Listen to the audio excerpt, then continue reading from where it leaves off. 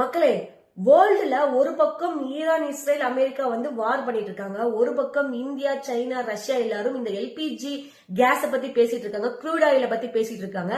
இதெல்லாம் ஒரு பக்கம் இருந்தாலும் பேரலல் யூனிவர்ஸ்ல இன்னொருத்தர் என்ன பண்ணிட்டு இருக்காரு? கிம் ஜான் உன் என்ன பண்ணிட்டு இருக்காருன்னா க்ரூசல் மிசைல டெஸ்ட் பண்ணிட்டு இருக்காரு.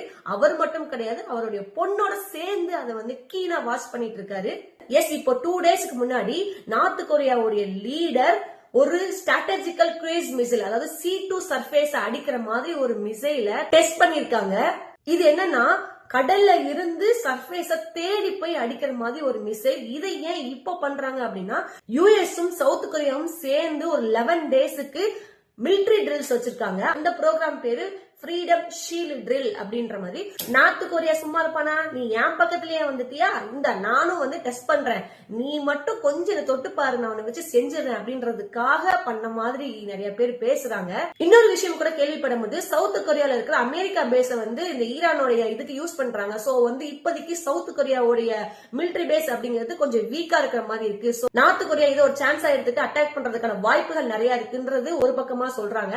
தெரியல நம்ம தலைவர் கிம் ஜான் உன் என்ன யோசிச்சிருக்காரு அப்படின்னு. இதுல ரொம்ப முக்கியமான விஷயம், தலைவர் மட்டும் கிடையாது, அவருடைய பொண்ணும் சேர்ந்து இதுல ரொம்ப கீனா வாட்ச் பண்ணிட்டு இருக்காங்க. சோ வெயிட் பண்ணி பார்ப்போம், வார்ல ஏதாவது ட்விஸ்ட் நடக்குதா இல்ல சவுத் கொரியாவை அட்டாக் பண்றாங்களா அப்படிங்கறத நான் வெயிட் பண்ணி பார்ப்போம்.